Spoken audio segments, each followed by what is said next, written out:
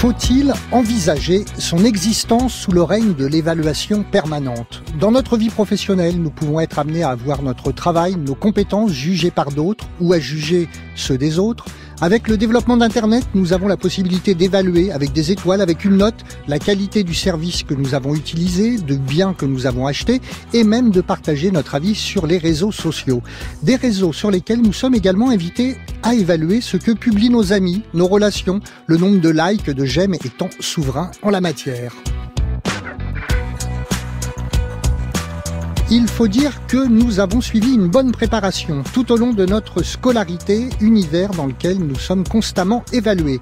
Cette évaluation s'exprime le plus souvent par la note, généralement de 1 à 20. La notation, un système créé au XVIe siècle par les collèges jésuites qui était tourné vers la sélection des élites. Mais ce mode d'évaluation a été officiellement institué sous la Troisième République en 1890. Alors si beaucoup ont grandi avec l'angoisse de la note, rares pourtant sont ceux qui s'y montrent défavorables. À chaque tentative de réforme de la notation, les défenseurs de cette institution se font entendre dans les enquêtes opportunément publiées où 9 personnes sur 10 se déclarent favorables.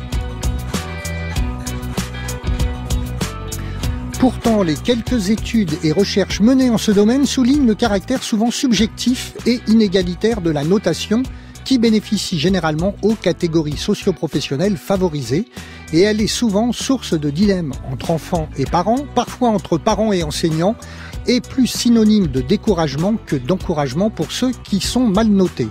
Alors, devons-nous persévérer dans ce système dont on connaît les limites ou devons-nous envisager sa modification, sinon sa suppression ? C'est ce dont nous allons parler jusqu'à 13h. Le débat de midi. Didier Siamour sur France Inter. Et pour en débattre, nous recevons aujourd'hui en studio Laetitia Ferrari. Bonjour.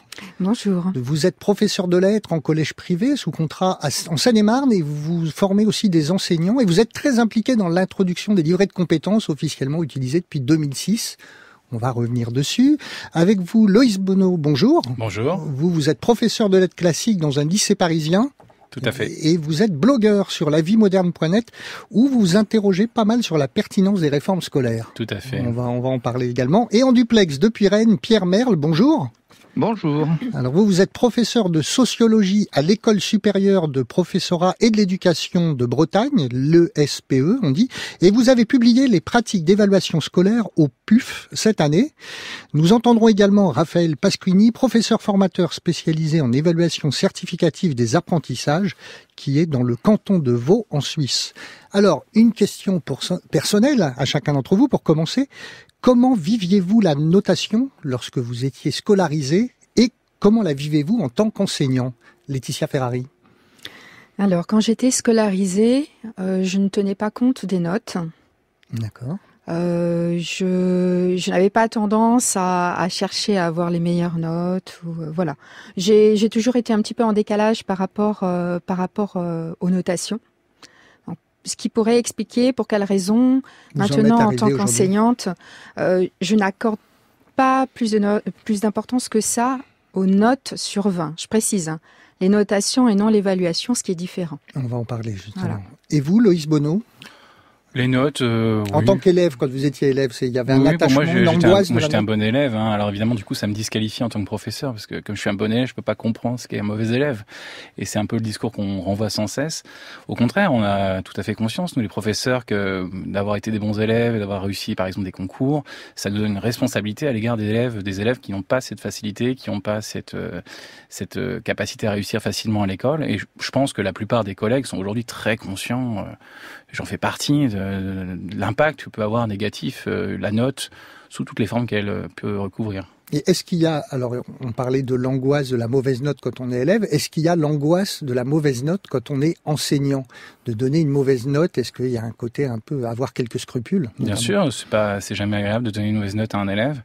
Je pense, mais on peut pas parler pour tous les collègues. En tout cas, je peux parler pour moi. Non, c'est une question très personnelle. C'est vraiment, moi, ça me désole toujours de rendre une mauvaise note à un élève. Et en général, je fais de gros efforts pour dissocier ce que je peux dire du travail de l'élève et de ce que je peux lui laisser espérer pour la suite de son travail. Voilà, c'est vraiment la base, quoi. Toute note est négative, mais c'est qu'un petit élément. Et vous parliez tout à l'heure de l'évaluation permanente à l'école.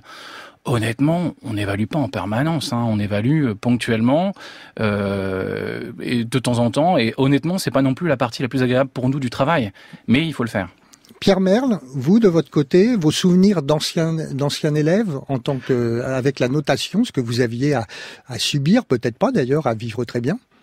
Comme beaucoup d'élèves, j'ai eu des bonnes notes, des notes moyennes et des notes faibles. Et comme beaucoup d'élèves, j'étais évidemment très heureux lorsque j'avais une bonne note et pas très heureux et même malheureux lorsque j'avais une mauvaise note, puisqu'il y avait la réprobation éventuelle des parents et puis aussi un regard pas très louangeux, pas très laudatif de la part des petits camarades. Quand on a 3 sur 20, on n'est pas bien regardé comme un bon élève, mais comme un élève qui échoue. Donc de ce point de vue-là, ce sont des mélanges de bons souvenirs et de mauvais souvenirs. Puisqu'il était question plus largement de la réception des notes, aujourd'hui, c'est une étude récente, 75% des collégiens ont peur d'avoir des mauvaises notes. La peur n'est pas un sentiment utile pour bien travailler. Il vaut mieux travailler dans la sérénité. On va y revenir justement après ça.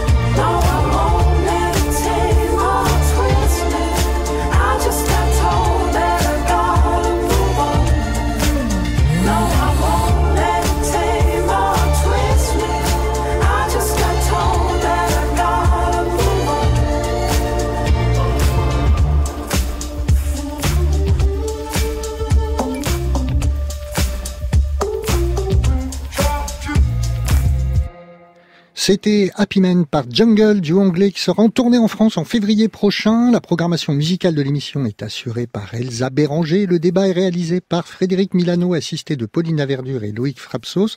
Il a été préparé par Martin Broyer et Gaëtan Lévy. L'émission est consacrée ce midi à l'évaluation scolaire. Pour se demander si la note est le meilleur moyen d'évaluer, vous êtes déjà très nombreux à réagir. On va essayer de refléter un peu ce que vous nous racontez. Qui a eu cette idée folle un jour d'inventer l'école? Qui a eu cette idée folle un jour d'inventer l'école? La note fragilise les mauvais élèves. J'ai pour mission de vous transformer en bachelier. D'aucuns diront mission impossible. Je relève le défi et je gagnerai. Rosa, rosa, rosa, rosé, rosé, rosa, rosé, rosé, rosas, rosa, rosis, rosis. Les notes sont considérées comme assez aléatoires. Par exemple, si vous êtes en haut du tas de copies ou en bas, vous n'allez pas être noté de la même façon. Qu'un enfant de cadre et un enfant d'ouvrier, même s'ils ont une copie de même niveau, ils vont pas être notés de la même façon. Bon, allez, putain, je le sais, ça, je le sais. L'université du 20e est à côté de réaliste avec de l'instinct. Finalement, on se dit, attention, on a peut-être trouvé quelque chose sur un point sur les mathématiques, alors hop, d'un seul coup, il faut supprimer les notes. Scientifiquement, c'est n'importe quoi. Mais par rapport putain, je sais rien. Son cas, Julien. Parce que les profs ont des préjugés, que la note, elle est pas neutre. Recalé. Nous sommes tous des anciens élèves, du primaire, du secondaire, voire plus. Et pour une partie d'entre nous, le souvenir douloureux de la scolarité est souvent rattaché, lié à cette notation. Alors en tant que parents, nous sommes d'ailleurs dans le paradoxe. 90% trouvent que les notes sont un sujet d'angoisse, mais autant soutiennent ce mode d'évaluation. Et les 3/4 voient un facteur déstabilisant pour l'élève, mais autant estiment que la note est une bonne chose pour calculer notamment les moyennes. Quel est votre regard sur cette ambiguïté, Laetitia Ferrari ? Alors mon regard est plutôt un regard de spécialiste des neurosciences, c'est-à-dire que l'angoisse qui vient de la peur, qui est une émotion primaire, si elle est trop répétée, provoque un stress qui est défavorable aux apprentissages.